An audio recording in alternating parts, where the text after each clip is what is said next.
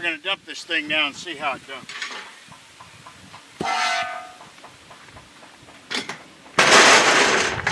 So if you hit it hard, some of it comes out. However, if you cut this thing off a foot like you were talking about, your dump angle is going to be much steeper and quite potentially might dump it all out. So, as it stands, you end up throwing it out by hand anyway. As you saw when I was dumping rocks the other day, they didn't all dump out. The dump angle is not steep enough, and unless you have perfectly round material in here lined up this way so that it rolls out, it's not going to dump all the way. Not to mention the fact, when that hits the ground, your load hits the ground and it stops. Even if this will roll, it will stop your load from coming out.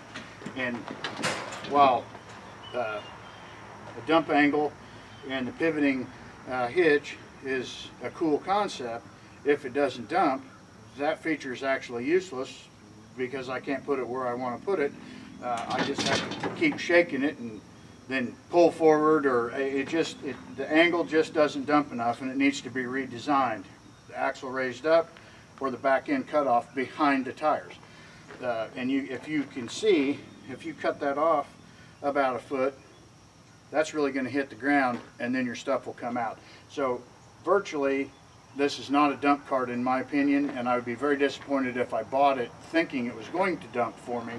And me personally, if I had it, I'd put a bolt in here so it wouldn't accidentally pop up, because it's not going to dump anyway, and all that's going to do is cause me problems hauling my load. So not a good dump cart, like the cart otherwise, but it just doesn't dump well.